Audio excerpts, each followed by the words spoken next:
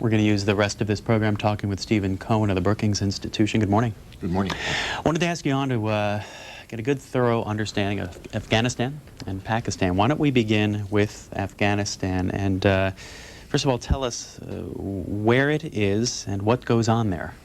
Afghanistan is a country that's about the size of Texas. It's unusual in that it's really part of three separate regions. It's part of South Asia. It's also part of Central Asia, and it's part of Southwest Asia. It has Southwest Asian links to Iran and some of the Gulf states. So it's like Burma. It's one of these countries which are in between all the other in-between regions, and it interacts culturally, politically, economically, now militarily with all of these other regions. It's always been a crossroads. Afghanistan was on the route of Alexander the Great when he left the Middle East and wound up in India. In fact, he had a terrible experience in Afghanistan on the way out, and on the way in Afghanistan, and the way out of Afghanistan. He was attacked by the Afghans, and this is a tradition of the Afghans to fight among each other, but when an invader comes in, to unite against the invader. Extremely warlike peoples, and it's the last large tribal society in the world. Afghanistan is made up of a number of large tribes. Most of them, I think 80% of them, are Pathans or Pashtuns. Pashtun and Pathan really is the same, different pronunciations of the same word. There are also other ethnic groups in Afghanistan, Hazaras, Uzbeks, and others, which are also organized along tribal lines. The culture of Afghanistan is tribal in that they're usually led by a clan, or the clans are led by a chief, not unlike the American Indian tribes. In our history. This makes it very hard for them to work together, to cooperate, and one of Afghanistan's historic problems has been to develop a government in the modern world. And for the most part, Afghanistan didn't have a strong central government. For a while it had a monarchy which really allowed the different tribal chiefs to run things the way they thought in the respective regions. What happened in late 1970s is that the monarchy was displaced and a republic was instituted. The republic was displaced and a communist government was put in power in 1978. And that communist government, pro-Soviet government, really itself generated a lot of resentment in Afghanistan, although it was, in our terms, a forward-looking government. But Afghanistan wasn't ready for a modern government. And the Afghan people generally rose up and with American support, with Saudi support, with Pakistani support, there began a 9-year war against the Soviets in Afghanistan. Some more facts here we can put on the screen. As you mentioned, Stephen Cohen, Afghanistan is about the size of the state of Texas. Achieved independence 1919, is that correct? Yeah, it really was. It wasn't ever a colony. It sort of came together from different tribal regions. Talk about the terrain here, because there are some stories in the paper today about the climate and the terrain posing a big challenge. Tell us about that. Well, it's not impossible, but it's impassable. That is, parts of Afghanistan are level, but it's one of the most arid countries in the world. Large parts of Afghanistan are hilly and mountainous, and it's not a good area to fight in. Ironically, the Americans intelligence services have an understanding of Afghanistan because we supported the Mujahideen during the war against the Russians, and at that time developed a series of caves and hideouts and redoubts all around the country to protect the Mujahideen fighters from the Soviets. And a little bit about the people. We understand the population's about 27 to 30 million, somewhere in that range. But there's been an enormous death toll in Afghanistan. There's several million Afghans who are outside of Afghanistan. There, of course, there's many in the United States and the Western countries living as exiles from the country, but there's a large Afghan refugee population in Iran, and Pakistan is the world's largest recipient of refugees, as I understand. 99% Muslim, correct? That's right. And what's the difference between a Sunni Muslim and a Shia? Is that right? Yeah. I think if you had to draw a simple analogy, Sunnis would be analogous to Protestants in that they're divided. They're divided into different groups and sects and so forth. Shias are more like Catholics in that there's a single Shia, I won't say church, but a single Shia belief. And the political difference is very important in that the Shias get their spiritual guidance, or their spiritual homeland is really Iran, and Iran is the most important of all the Shia countries. It is the only country that is predominantly Shia. Sunnis, and of course, Sunnis are predominant in Pakistan, in Saudi Arabia, in the Middle East. We'll get to your calls in a couple of minutes for Stephen Cohen, Senior Fellow in Foreign Policy Studies over at Brookings. Phone numbers we'll put on the bottom of the screen for us. Once again, we split the lines geographically around the U.S., and then we have that international line on the bottom of the screen. But let's go to Pakistan for a couple minutes and learn some basic information about Pakistan. We have a new map here of Pakistan. Go ahead and tell us about this country. Yeah, Pakistan was formed out of British India. When the British left India in 1947, they left behind two countries, India, of course, and Pakistan. Pakistan is the product of a movement of some Indian Muslims, not all Indian Muslims, but some Indian Muslims, for a separate homeland. They felt that they could not live in a Hindu-majority state, which would have been India, freely, so they decamped and created the state of Pakistan. Pakistan had originally had two important wings: West Pakistan, which is the present-day Pakistan, and East Pakistan, the present-day Bangladesh. Pakistan was the first country after World War II to be broken up in the 1971 war with India, and that led to the creation of Bangladesh. Bangladesh is also a predominantly Muslim country. It has about 10 or 15% Hindu minority. Pakistan is like 95, 98% Muslim, and that's divided between 80% Sunni, about 20% Shia. Some more details there on Pakistan population, about 145 million people. Right. Yeah, and tell us more about the more modern history of Pakistan. It's hard to read a story without reading about India at the same time, right? Yeah, Pakistan is one of these countries that has oscillated between democracy and dictatorship, usually military dictatorship, for a very, very long period of time. It's alternated between civilian governments, military governments. The present Pakistan government is a military government that took over after 9 years of rather frustrating civilian rule in the country. Talking about Pakistan and Afghanistan, a great chance to learn a lot of detailed information from our guest, Stephen Cohen, Lancaster, California. You're up first. Hello. Yes, good morning. Morning. My name is Anna, and I'm from Central America. I'm from Belize. Mm-hmm. And one of the things that really got to me about it, I had no relatives, as far as I know, that was in that mess, but I do have 12 children that was born over here, and I have 12 children, grandchildren. And it really concerns me because my kids are American citizens. And first of all, I want to offer my condolences to the U.S. government and the people of the United States. But one of the things that really got to me, why was if we have all the security at the airport, why was it allowed that people can take box cutters?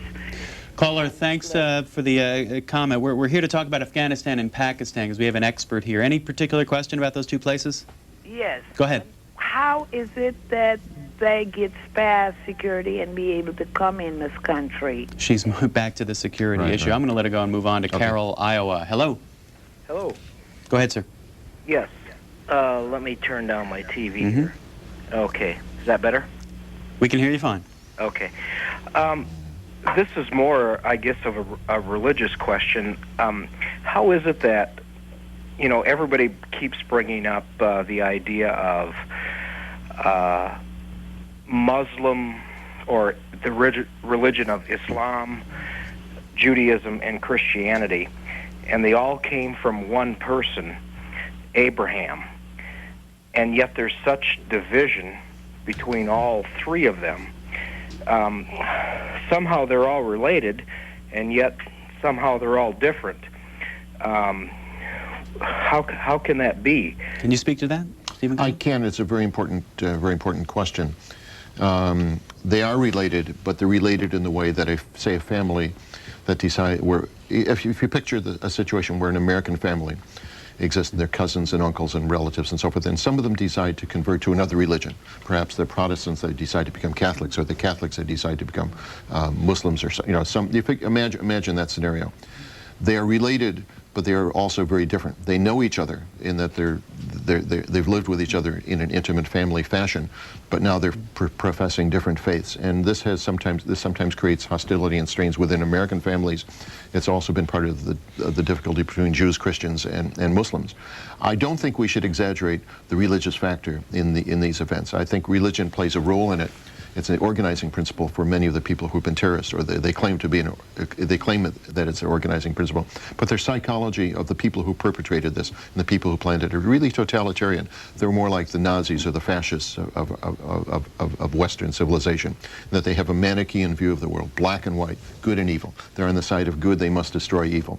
And I don't think any religion teaches that. Perverted religions may teach that, but in this case, Islam does not teach that. How do Muslims differ in Afghanistan versus Pakistan? I think the important thing to understand about Afghan Muslims is that they are also Pathans. That is, the culture which existed before they became Muslims is very, very powerful in their society. For example, Osama bin Laden does not want to turn, Sheikh Mullah Omar, the leader of the Taliban, does not want to turn over Osama bin Laden. He says it would violate his code. That code is not an Islamic code. That code is from Pakhtunwala, the code of the Pashtuns. That predates rather the Islam in Afghanistan. So there's a mixture of indigenous Afghan traditions and Islam in Pakistan. Afghans are noted for their passion and their martial qualities, not for their learnedness in Islam.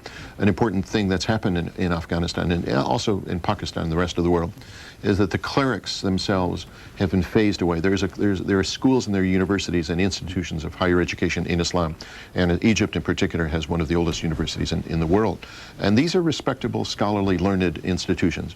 What has happened is that you now have a perverted kind of Islam, sort of a folk Islam, which is subjected to propaganda, misperception, and many of the people produced by the madrasas and these local religious schools in these countries, especially Pakistan and Afghanistan, are extremely unknowledgeable about the world. They may know the internet, but the rest of the world, they're totally clueless about. Salt Lake City, Utah, for Stephen Cohen. The topic is Pakistan and Afghanistan. Hello. Hello. Yes, sir. I'm Ratan Sharma from Salt Lake City. I have a comment. I'm so glad that the USA has finally taken the lead in bringing most of the world together in the fight against terrorism. May God help them. However, I only wish that the world community should have woken up earlier toward this threat of terrorism when these activities were actively promoted by Afghanistan and Pakistan against India and some other countries. Stephen Cohen. I think that's a good point, and I agree with the caller, except that in many of these disputes, I'd say in the case of Russia and the Chechens, in the case of India and Kashmir, you have a mixture of what we would call terrorism, particularly, and I would define terrorism as particularly attacks on women and children and innocents, non-combatants. You have a mixture of terrorism, which I think has been appalling, and I think the U.S. government has worked with the Indians to deal with this. But also there perhaps are grievances against the governments in these cases, which are really local issues, and America has tried to avoid getting too deeply involved in these local issues. Give us a little bit more history on the Russian invasion of Afghanistan. When did it happen? How did it happen? What was the result, and what's the long-term implications? It happened Christmas Eve 1979. I was flying from London to Pakistan. I heard about it in the airports along the way, and we knew that something momentous had happened. The Russians came in. Their puppet government in Afghanistan was falling. They felt they had to intervene quickly to save that puppet government. They did intervene.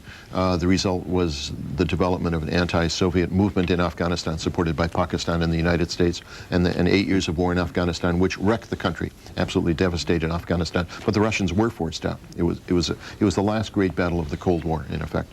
The real problem was, I think, from an American perspective, is that we got up and we left Afghanistan and Pakistan alone. We sort of pulled out. We didn't care about the region. We never organized any attempt to reconstruct Afghanistan. It may not be too late to think about doing something like that, because I think Americans in particular have an obligation to restructure the Afghan regime. Afghanistan, we can't rebuild the country, but we can certainly take the lead in providing in an international effort which would rebuild Afghanistan. And what's the connection to what happened then to the current Taliban? Yeah, after the Russians left, Afghanistan was ruled for a few years by a Soviet pro-Soviet leader, Najibullah, and he survived for about 2 years. He was then pushed out. He was hung and murdered. In fact, in Afghanistan, they don't push people out; they kill them. He was murdered, and then Afghanistan fell into a spell of civil war. Many of the leaders who had fought against the communist government in Kabul then fought among each other, and this went on for a number of years, 3-4 years. What happened then was that the Pakistanis and the Saudis both used this group that's called the Taliban to establish control over the rest of Afghanistan. And the American government in 1993-94 were sympathetic with the Taliban because we saw them as rather primitive and backward in that their knowledge of the world was very limited. But they were able to institute their own form of law and order on the country. They then turned out to be repressive, but from an American perspective, the worst thing they did was they allowed their country to be used as a safe haven for these terrorists, most of whom are from the Middle East and who are Arabs. Moving on to Seattle for Stephen Cohen. Good morning. Hi there. Hi. Knowing that psychology is a very important part of warfare, and we've seen a great deal of changes in our tactics in dealing with countries outside of Europe. You can't simply force Vietnam or Korea or Iraq into submission like you could European countries by breaking the backbone of their military. What do you think would be required on a psychological level? You know, what would be victory conditions for the United States inside Afghanistan, given the type of psychology that would lead people to fight to the death? No. I think we have to make our war aims, and this is a war. We have to make our war aims very clear in Afghanistan. Victory, in a sense, is always going to be an elusive objective, but certainly our minimum goal is to rid Afghanistan or prevent Afghanistan from being a safe haven for these kinds of terrorists and organizations. It was the only major country in the world which allowed groups to come in, individuals to come in and practice military arts, to learn terrorism, to learn how to blow up buildings, blow up bridges, and also the Taliban government allowed these Arabs, and mostly Arabs, but there were others as well, to fight with the Taliban to gain military experience. And it was the only country in the world that permitted that. And I think if we can end that, that should be our first and most important objective. We're not necessarily interested in dispossessing the Taliban, and that I think would be very difficult to do. It's not a legitimate government, but it is a government, and we don't want to go to war against the Afghan people. We have to segregate or separate our war aims vis-a-vis the people who've used Afghanistan and the Afghan people themselves. If we get involved in a war against the Afghan people, we are in for a terrible, terrible ordeal. There's no question about it that this would unite the Afghan tribes against us, and it would be an endless bloody conflict. And we don't want to get involved the way the Russians got involved, or the way the British got involved in Afghanistan in 2 or 3 successive invasions. They lost most of their armies as they did that. But I think a discrete military operation which attempted to detect and eliminate those particular groups that are functioning in Afghanistan, but then also to put political pressure on the Taliban, or if necessary to eliminate the Taliban or displace the Taliban with the new government. For that we must have the assistance or cooperation of Pakistan. That's been the major political objective of the U.S. government recently in this recent diplomacy, to work with the Pakistanis to deal with the Taliban government, so they in turn would either toss out their terrorist guests who use Afghanistan as sort of a terrorist resort international, or else to displace the Taliban. We'll go back to Pakistan specifically in a couple minutes. Let's get another call for Stephen Cohen. Another caller from Belize, Placencia. Welcome. Yes, hello, my name is Ralph. I'm calling from Belize. I've got a question that is, I read in a German magazine, The Stern, about a month ago. A journalist, he went to Afghanistan, he did interviews with the Taliban. It says that the daughter of bin Laden is the wife of Mullah Omar. Do you have any knowledge of this? This makes actually bin Laden the father-in-law of the chief of the Taliban. Do you have any knowledge of this? Well, it is true that there's a relationship by marriage, but at least American sources don't understand exactly what that relationship is. And that could be one reason why Mullah Omar, who's the spiritual leader of the Taliban, he doesn't live in Kabul, he lives in Kandahar, which is the heartland of the Taliban. That may be one reason why he's so protective of bin Laden. I think even also important, you have to recognize that there's a symbiotic relationship between the Taliban and various groups, especially Al-Qaeda, that have set up shop in their country. The Taliban provide Al-Qaeda and Osama bin Laden with a physical space in which to operate. Al-Qaeda has provided military support for the Taliban, technical support for the Taliban, possibly financial support for the Taliban. The Taliban receive primary support from Pakistan, economic aid and so forth, also from some of the other Arab countries, the United Arab Emirates, which has just broken off with relations with them. But they receive specific technical and military support from Al-Qaeda and from Osama, and that's been why they've been so tightly bound together. Have you been to Afghanistan? I've been on the border of Afghanistan. What does it look like when you're looking into it? I got up to the border and I was going to go there, and there was a coup in Afghanistan, so I didn't go in. But I've been in parts of Pakistan and along the borders with Afghanistan. I'd say it resembles Texas, only much tougher terrain, more like Arizona, parts around the Grand Canyon. We have mountain peaks of 6,000 to 10,000 feet. There's no water there at all. It's a completely arid country. For a military operation in Afghanistan, it's almost inconceivable. The last time I was on the border in the Khyber Pass, we saw refugees streaming out of Kabul to Pakistan, fleeing, in a sense, the Taliban and some of the groups that were attacking Kabul. Then we saw other refugees leaving Pakistan, going back into Afghanistan. It was a two-way flow of refugees. The Pakistanis are very, very concerned that they might be flooded with a few million Afghan refugees, and this has tremendous implications for Pakistan. In all of this, I think the consequences for Pakistan may be as important as the consequences for Afghanistan. Boston for Stephen Cohen. Good morning. Good morning. My name is Rose, just outside of Boston, Massachusetts, and I have a basic comment. I see your maps, and I hear about different religions, and basically my problem is the fact that I now am in need of understanding a religion that I've never needed to know anything about, an area I don't know anything about, and more importantly than anything, words and a language that I know nothing about. And when I hear Mr. Cohen talking about all of this, the thought comes across, how do I get a crash course unless you're doing this for an hour? But where do we go now to understand what we need to understand in order to understand what our government's going to do? Thanks, Stephen Cohen. Good question. Let me say that I was a professor for 34 years at a University of Illinois, and I taught this area. I taught international politics. And what I noticed over 34 years, and what I noticed in Washington, is that the knowledge of Americans about the rest of the world, not just Afghanistan and Pakistan, has really described a downward curve. We don't teach geography, we don't teach history, we teach a lot of trendy subjects which are nice, but we don't teach the basics. And I sympathize with the caller in that it's our education is fundamentally not good. I've had calls from journalists who don't know the difference between Pakistan and Afghanistan, and they call them all the stands, and there's Uzbekistan and so forth. So I think that the best place to start would be some of the major American newspapers who've been publishing sort of brush-up courses on the region, sort of backgrounders for their readers. There are a number of good books. I can't go through them now, but a number of good books on Islam. There's a friend of mine at an American university called Akbar Ahmed, who's written a magnificent book on the history of Islam and the Islamic peoples, and I think those would be good places to start. But your library and your bookstores will undoubtedly have plenty of things on display. But I think the fundamental problem has been, while we are people who are made up of peoples from around the world, our own educational system does not provide the kind of background and depth of understanding that is necessary. A little bit more than a half hour left with our guest Stephen Cohen, who is Senior Fellow of Foreign Policy Studies at the Brookings Institution, has either co-authored or edited several books, including The Pakistan Army and South Asia After the Cold War, an International Perspective. And we have a call from San Diego. Hello. Good morning. Mr. Cohen, do you and other scholars like you, are you taking an active part in the formulation of our country's plans for the invasion and the handling of this current situation? Thanks. Put it this way, I try to be as helpful as I can to friends of mine who are in the U.S. government. There's been some interest on their part in consulting with a wide variety of people, scholars and others about these issues. And of course my publications are out there for them to see.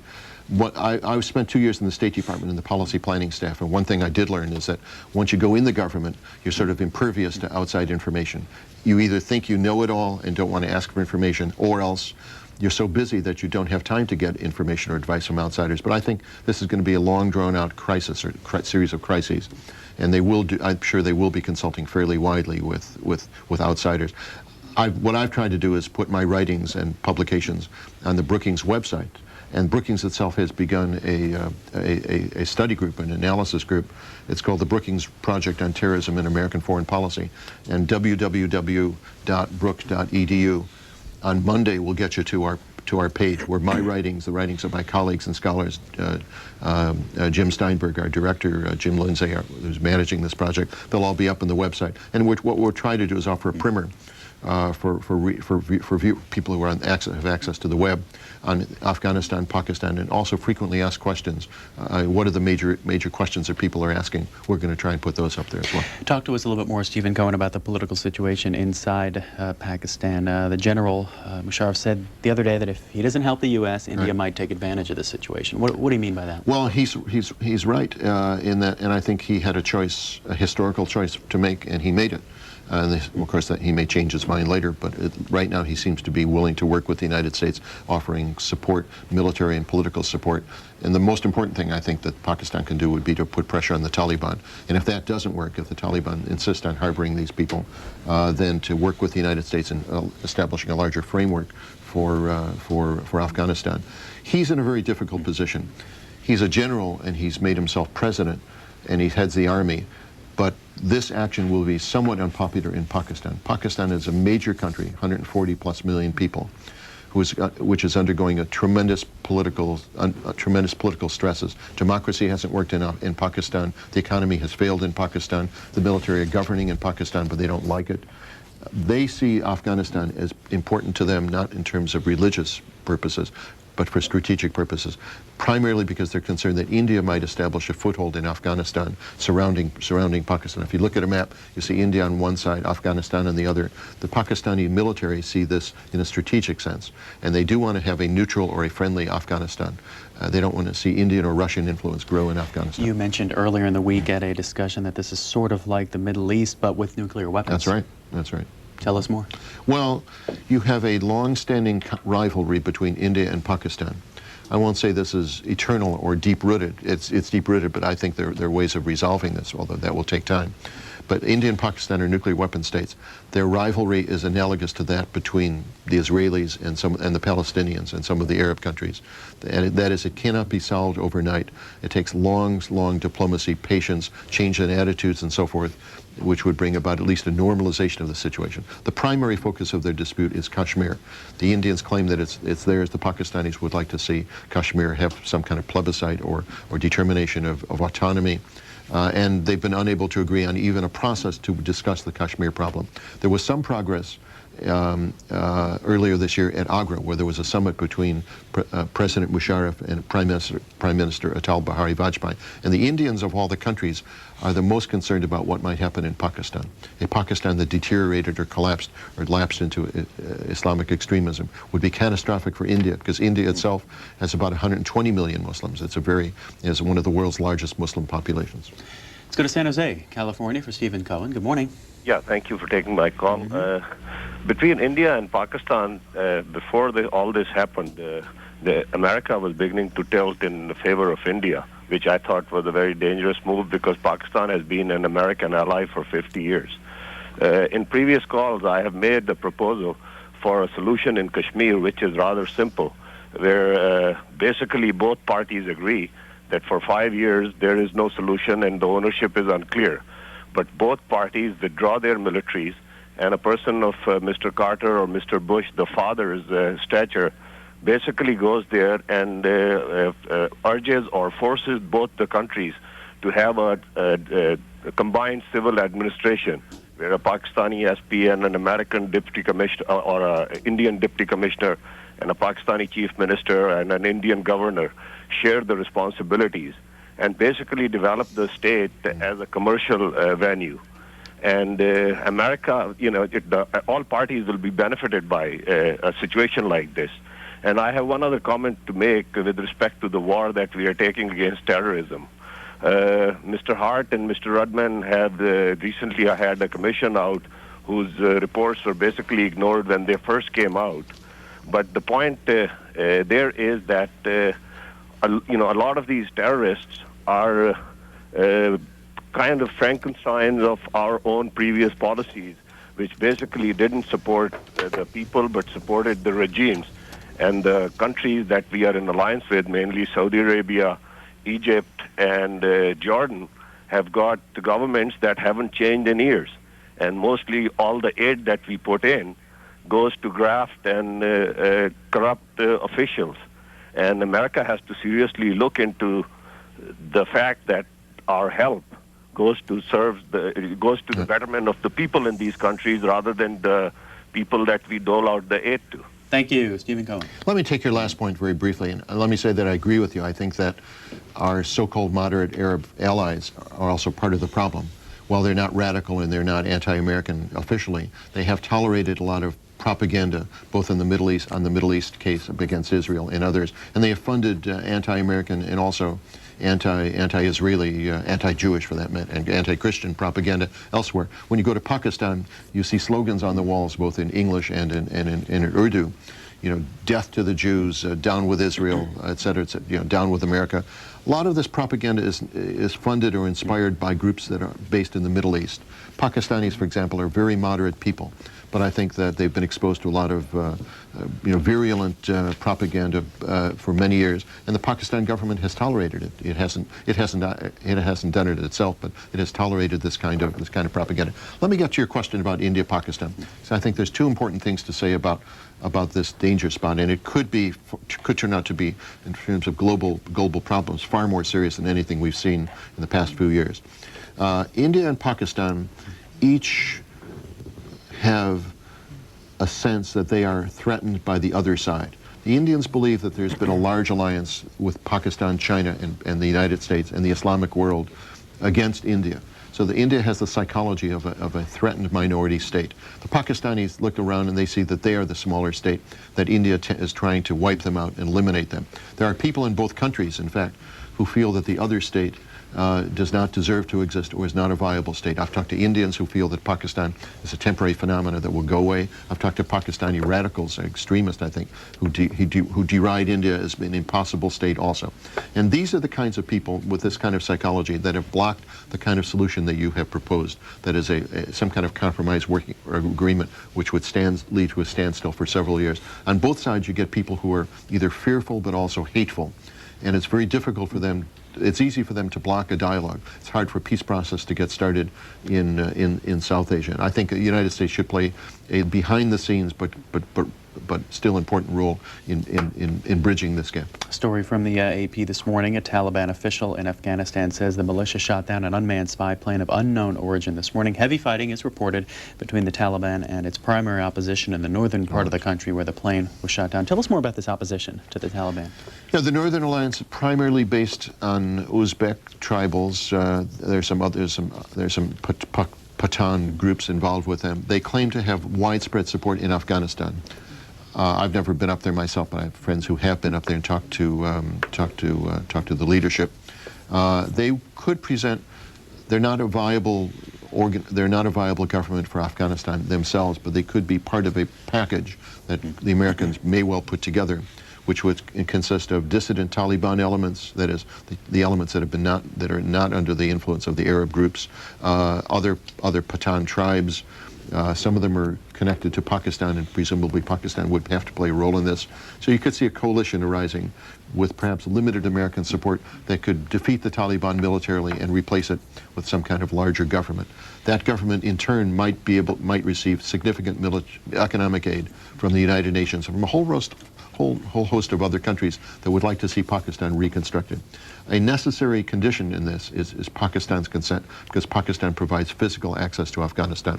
And I think also the Iranians would want to be part of this process, because the Iranians have vital strategic interests in what goes on in Afghanistan. Newark, Delaware, for Stephen Cohen. Hello. Good morning. Morning.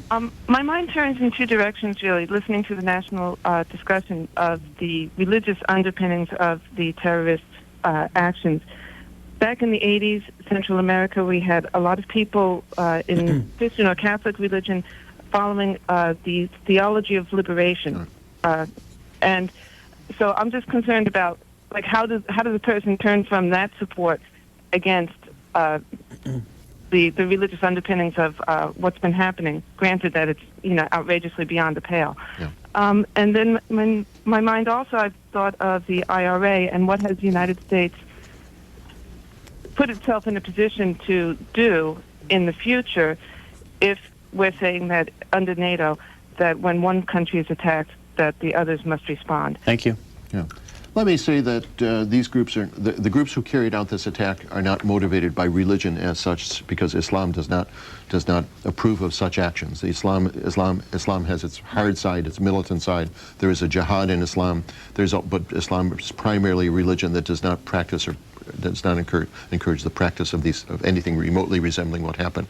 And I think Muslims around the world have come out and said this, and Muslim clerics around the world have been quite clear that this is not part of Islam at all. I think the root, there are many causes, many reasons why this has happened. The leaders of some countries have tolerated radical groups to flourish in them, terrorist groups to flourish in their countries. I'd say that this has certainly been true of Afghanistan, but the Iraqis, the Syrians, perhaps the Iranians have played around with these groups. Their intelligence services have allowed them to function, have supported them. And there may be a wider network of people involved, although the number of people involved is actually not overwhelming, maybe in the thousands, but certainly not the tens of thousands. I think the root cause of why a young man goes and gives his life to, in a car bomb or some other bombing, commits suicide, is partly social in that these societies have a lot of dislocated people, partly ideological in that some of them have the analogy here would be that of Americans who've been love bombed by a cult, and to some degree I think we'll find out that some of the people who've been brought into these attacks were really brainwashed and turned into a cult. The rationalization for this is religion. The rationalization is that the world is divided between good and evil. America stands for evil. Islam stands for good. They're fighting in the cause of Islam and Islamic peoples. But again, no respected Muslim leader anywhere in the world would subscribe to them. Touch on some of the other countries here, if you could. We talked about Pakistan and India. You mentioned Iran in your last statement. There's also a border with China and several of the former Soviet republics, as we touched upon, Tajikistan, Uzbekistan, and others. Yeah, the Chinese are very concerned about this development. The Chinese have a large Muslim population in far western China. We're very familiar with the Chinese concern about Tibetans, and there's been a lot of popular American support for the Tibetans and for what many Americans regard as Chinese oppression of Tibetans. But the Chinese are actually more worried about their Muslim population, the Uyghurs and other groups in the far west, who've been proselytized by some groups that have come from Afghanistan and Pakistan, missionaries preaching Islamic separatism, Islamic extremism, or that the Chinese Muslims should join the larger Islamic community and join the Ummah. I think that the Chinese will be supportive of any action the Americans take. And that's one reason why in Bush's speech, when he listed the totalitarian groups of the world, he talked about fascism, Nazism. He didn't talk about communism because he didn't want to alienate the Chinese. These are the kinds of compromises that American policymakers are going to have to be making. That is, if we want Chinese cooperation, we cannot simply stand up and criticize China. We're going to have to shade our criticisms of China and other countries if we want to get them to work with us. In the case of Iran, the Iranians are, of course, the center of Shia culture and the Shia branch of Islam. That is a branch of Islam which more resembles an organized church than Sunni Islam. And the Iranians have ties of culture and language in Afghanistan. In fact, the Taliban targeted many Shia Muslims in Afghanistan who were Pathans, but targeted them. And I think that the Iranians, but the Iranians have played a double game with the Taliban. On the one hand, they've supported opposition groups, the Northern Alliance. On the other hand, they've developed a working relationship with the Taliban. The former Soviet republics to the north, their interests are mixed. They might serve as a base of operations for the United States should we have military operations in Afghanistan. And some of them are also concerned about the growth of radical Islamic movements in their countries. And there's this piece out of Moscow in the Washington Post today. Putin says U.S. and Russia won't haggle over terror. President Putin ruled out any haggling with the U.S. over Russia's cooperation in efforts to battle terrorists, saying support for retaliatory strikes was not contingent on the U.S. backing away from its planned missile defense system. Yeah. I think that what's happened in American policy is that this concern with terror and fighting terrorist attacks on the United States has lowered temporarily a number of other important interests, such as the ABM, our concern with China, our rival with China. You can go down the list and you could see the number of issues and concerns that are now being given less support. I think it's important from a policy perspective to wait a few weeks, maybe even a few months, to see which issues will come back. We will give terrorism or anti-terrorism, counterterrorism a much higher profile in the list of hierarchy of our interests, but other interests will emerge. There'll be another crisis, for example, and we'll wonder why we ignored those issues. So I think that if you take the long run, a year or so, terrorism will find its proper role, or a more balanced role in the list of our priorities. It will be much higher than it was before, but I think that other issues will reassert themselves. Springfield, Illinois, for Stephen Cohen. Good morning. Yes, hello. Yeah, first of all, I'd like to thank you. You've been very informative. One question I do have about Islamic culture, Islamic history. I bothered to look up the word assassin, and it seems that it's directly linked with Islamic culture. I wonder if you can give me a brief overview of the assassin state or the assassin mentality that, historically speaking, led to organized terror as a form of political control. Yeah, the word assassin is related to the word hashish, and the original historical inference is that the assassins were under influence of drugs or narcotics when they carried out their attacks or their murdering other officials. I wouldn't say this is Islamic in any sense. If you read any good history of Rome or even of Greece, you'll see assassins popping up all over the place. I mean, this is the kind of activity which is common to all cultures. Chinese culture, Indian culture. People have been assassinating each other for a very long time. And so I don't think the notion of an assassin should be tied particularly to Islam. But the word itself does derive, I think, from Arabic, if I recall. Orinda, California. Hello. Yes, hello. Thank you for taking my call. I've been a fan of Mr. Cohen's scholarship for a long time. The question I have is that many of these tribal groups are founded on a precept of revenge and cycles of retribution. I wonder what the U.S. can do that doesn't just put us into just another cycle. Yeah, it's essential that the United States do two things. First of all, that it makes the evidence clear as to why we're going after Osama bin Laden. This is what the Taliban have been asking for. We've showed them evidence, in fact. They've said this isn't good enough for them. But I think President Bush has to make a determination that it's worth perhaps compromising some of our intelligence sources to provide this information to the public. That's essential, not only, I won't say for the Taliban so much, because they may be history by the end of this month or next month, but it's important in order to maintain a coalition that it be demonstrated clearly that we have good evidence on Osama bin Laden. He was, after all, indicted in an American court earlier, so I think the evidence is there, but it has to be presented in a clear, persuasive fashion, and it's my understanding that the evidence is there. He's got to make the decision to make it public. The speech he gave, which was a magnificent speech, did not talk about the evidence, and I think he's going to have to do that. The other aspect of your question was what? Paul, are you still there? I didn't write it down. Yeah. I apologize to the caller. Back to the Taliban for a quick sec, and the possibility of immediate fighting. Taliban has an army, what we would call an army. How large is it? Oh, it's several thousand men, maybe. I haven't seen any good current estimates, but I think some of them would melt away. They're not well equipped. The Pakistanis presumably will be turning off fuel and oil supplies so that the few Taliban tanks won't be able to run. That's not the problem. The problem is, I remember the other part of the question. The problem is that we don't want to take on the Taliban in the shape of Afghans. We want to have Afghans fighting Afghans in this case, and presumably the emergence of a coherent government when all of this is over.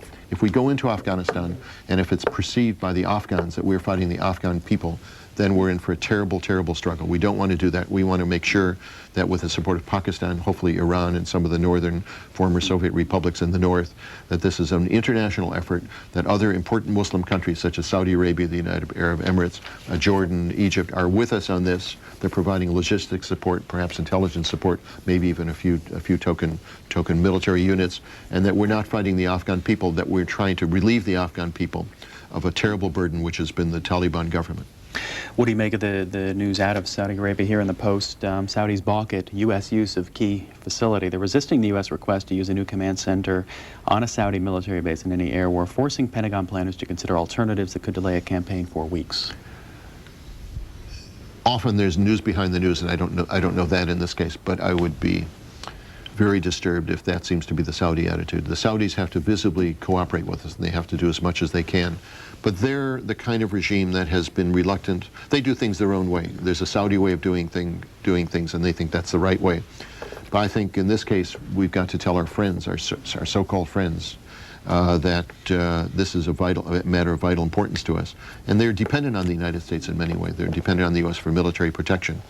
And I think that in the end they will have to come through with assistance for us. The form of that assistance, the shape of it, I don't know, but certainly public statements to that effect are essential. Let's get to a call from Panama City, Florida. Welcome. Hi. Hi. Because the people are suffering under the oppressive dictatorship, do you think we should garner support from the people by providing food and medicine and maybe establishing some broadcasting to tell people the truth while we're over there? Yeah. You're referring to Afghanistan? Yeah, well, I'm thinking of all over the Middle East while we're over there, sort of let people know we're on a peace mission instead of... Two things. I'm afraid that broadcasting won't do it. You need to have the cooperation of regional governments, because in their schools, in their local television broadcasts and so forth, and certainly privately, you get the circulation of terribly virulent material, not only anti-American but anti-Israeli, anti-Christian, anti-Indian, you name it, and it's there. These are not modern regimes in the sense of being liberal Western democracies. I don't think we can, or I don't think we should attempt to overthrow them. There are a few regimes, though, which certainly have actively worked against American interests, and I put Iraq at the top of that list. I think that President Bush's father was remiss when he had the opportunity in not removing the Iraqi Saddam Hussein in 1991. I think, but you don't take on a country like Iraq quickly. This is a long haul, and I think that we should be building up the opposition to Iraq. We should be working on radio broadcast, propaganda, and so forth to deal, to counter Saddam Hussein's rule. But that is a very, very long road. We have a caller from Jerusalem this morning. Hello. Yes, hello. How are you? Doing fine. That's good. I wanted to let you know these covert operations and the same thing that happens in Israel with the Palestinians, discriminating the Palestinians. What is there any hope for moderate to radical to what is a hope for people that are more fundamental? Some are moderate, some are this, some are that. What is the aspect for that kind of stuff? And if there is, I believe there is a hope for Islam. Islam came not for 2,000 years ago, but from much later age than Christianity and Judaism. Yeah. No, I think that it's my belief that almost all Muslims that I know, and I know a good number of them, mostly Pakistanis, of course some Indian Muslims and a few Afghan Muslims, these are moderate, sensible people who do not practice or believe in any kind of extremism whatsoever. They may have policy differences with the United States on a range of issues, but they're willing to sit down, they're willing to argue, they're willing to discuss, and that's the beginning and the end of it. There is a small tiny minority in any country, whether it's a Christian country, whether it's a Jewish country, Israel, whether it's a Buddhist country, Sri Lanka, whether it's you name it, there's a small tiny minority that has a totalitarian mentality. These are not people you can usually deal with or reason with. The problem is that they have been given shelter, encouragement, they've been praised in a number of countries, and right now in the Middle East and parts of South Asia, they're held up as heroes by either the governments or by the religious leaders. And I think that that is an area where America can have some influence, where public information programs, dialogues, and so forth would be useful. But above all, in a sense, the educational systems of these countries have been turning out, I'd say, ignorant and biased and uninformed people.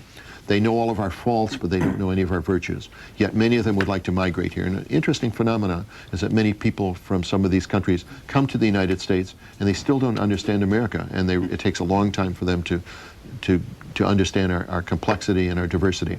I think the bottom line is that America rests on the principles of cooperation, dialogue, normalization, normal relations. And when we see somebody we don't like, instead of hitting them or yelling at them, we should try to undertake a dialogue with them. There are cases where there are people who we may not like us, who've declared war on us.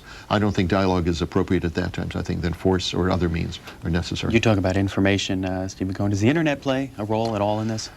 Internet plays a role, but it's both good and bad. On balance, I think it's for the good. But some of these groups, some of these Islamic extremist groups, and also I'd say some Christian extremist groups, Jewish extremist groups, Hindu extremist groups have used the internet to organize and to develop relations among themselves, and they spew out on the internet vast amounts of misinformation. But the internet can be used to bring people together and share ideas if people would like to have decent, civilized solutions to a lot of these problems. Email with a simple question here about Afghanistan. Where do they get their water from? The traditional Afghan system consisted of a series of underground wells and traps and canals that would conserve whatever small water did fall in Afghanistan and shelter it so it wouldn't evaporate. So in many parts of Afghanistan, there were long canal systems, underground canal systems. The water would literally run in a canal that was covered by stones and rocks. These systems have been destroyed. And one of the major problems for Afghanistan is to rebuild and reconstruct the traditional agricultural system, which was based on these water supplies. There's famine in Afghanistan right now, quite independent of the wars that have been going on. And America has been the largest provider of food assistance for the Taliban for the past 6 or 7 years. Also read in the CIA World Fact book that both countries, Afghanistan and Pakistan, produce quite a bit of opium and hashish. Tell us about that.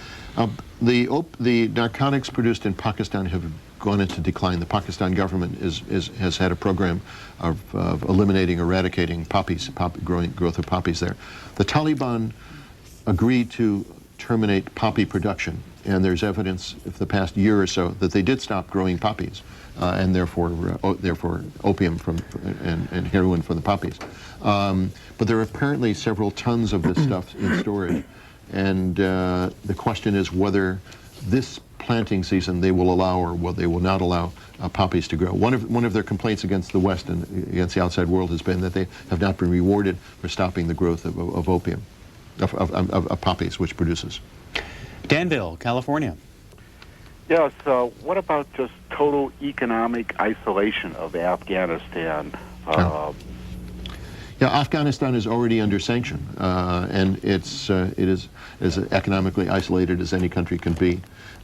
We have provided food aid for Afghanistan for humanitarian reasons, but other forms of goods and transport have not gotten in, are technically banned from Afghanistan. But Afghanistan has a long porous border with Pakistan, a long border with Iran. There's a smaller border in the north with Tajikistan, Uzbekistan, and a tiny border with China. It's my understanding that while the Pakistanis have shut off some supplies to Afghanistan, that some of this leaks through Iran. And you have to remember, this is the heart of the smuggling zone. And people have been smuggling things through these countries for thousands of years, and I don't think that any official ban can stop it. You'd need to have, no army, in fact, could prevent smuggling from going on. I was going to ask if the army could prevent... No. No? No, we can't prevent smuggling of people across the border with Mexico. And this is terrain, this is a border that's 10 or 15 times the size, much more difficult terrain to operate from. Harrisburg, Pennsylvania. Yes. I just have one question. I've been reading various newspapers that indicate that the root cause of these terrorist attacks in America were the American policy in the Middle East, such as the the Israeli-Palestinian conflict. What do you think about that? I just disagree completely. Times, I think that makes it quite clear that the people who've done this attack don't hate America, and they don't hate our policies. They hate Americanism. They're worried about freedom, and they're worried about liberty. And to them, we're seen as a unstructured, loose, and dangerous society, which can only be eradicated and punished, or punished and hopefully eradicated. They're not. If we changed our Middle East policy tomorrow, they would still be doing the same things. They hate us for what we are, not for this policy or that policy. They're also unwilling to sit around a table and say, well, what should we do here about Kashmir, or there about Kosovo, or there about the Middle East, the Arab Palestinian problem. So I think that they have gone over the edge in terms of their pathological hatred towards the United States. That's the bad news. The good news is that there aren't many of them. There's not thousands of people around the world. The core people we have to worry about, which is one reason why this war on terrorism is not an open-ended struggle. The core numbers are very, very small. But I think to get at them, to reach them, well, I don't think you can get at them or reach them. What you can do is try to prevent a new generation of people from following in their footsteps. It turns out that many of the individuals involved in these operations were alumni or graduates of the Afghan War from 1980 to 1988, and these were mostly Arabs who came to Afghanistan, fought against the Russians, thought they were great heroes, went back to their societies, Algeria, Saudi Arabia, Egypt, and expected to receive a hero's welcome in their countries. You know, nobody was interested in them when they went back, and Osama bin Laden recruited them and has built his support on these war veterans of Afghanistan. Ironically, they're in some sense our product, because we did encourage them and support them in the war against the Soviets in Afghanistan. Again, I would say that our failure to address the Afghan problem in 1989, 1990, when the Soviets left, was a major policy failure on our part. We were involved at the end of the Cold War. We were involved with the war against Saddam Hussein, and we sort of put Afghanistan on the back burner, couldn't care less about it. And are other parts of the world as concerned as the U.S. is right now about this kind of action, this kind of terrorism? I think from these people, I mean. Yeah, I think that many countries have been subjected to terrorist attacks by these groups. India in particular. India has been the target of more terrorist attacks than perhaps any other country in the world. Some of these terrorist attacks in India, or use of violence, the people, let me say, the people who perpetrate these things don't regard themselves as terrorists. They regard themselves as freedom fighters. In some cases, they may have legitimate grievances, or grievances which verge on the legitimate. They should perhaps be using peaceful means, but they've made their choice. In other cases, I think they've come as visitors to a foreign country, and they're interested in a holy crusade. India in particular has been subjected to a lot of these groups, and their interest is not in Kashmir, which is the dispute between India and Pakistan. They're interested in a much larger ideological transformation of India, and their target is the 120 million Indian Muslims. And one of the terrible things of this crisis is that it could spread to India and Pakistan, and the goal of the terrorists is not simply to destabilize, not simply to get Kashmir, but to turn this into a holy war and unite the Indian Muslims, which are 120 million people, and then move on to Bangladesh, another 140 million people. And so I think that their goals are vast and enormous, but fortunately, as in the case of some of these groups, and historically, the means by which they can carry them out are not that they can be countered, I think. Last call for this segment, and then we'll hear the President's radio address. Irvine, California. You're on with Stephen Cohen. Hello. Hello. Oh. Yes, my name is Mike. I'm calling from Irvine, California. How are you guys? Hello. Yes, thank you for calling. Okay. I just wanted to let you know there is two good movies one has been made by Anthony Quinn. It's called The Messenger. I do not know if you know it or not, which is, I can give you the phone number of people if they want to know about Islam. It's 213-384-5983. Okay. Or if you what's the other movie? The other movie is called Islam, which is on pbs.org. Right. That will tell you about Islam. Right.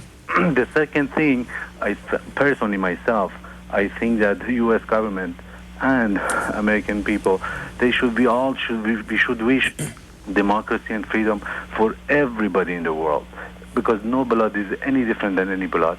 We should bring a policy that will help everybody in the world. All right, thank you. Final thought from Stephen Cohen. Well, I'd only summarize by saying that this has taken us all by terrible surprise. We are now galvanized for a war against terrorism, but this is going to be, as the President has said, this is going to be a long and difficult war. The people who support terrorists are as much the target as the terrorists themselves.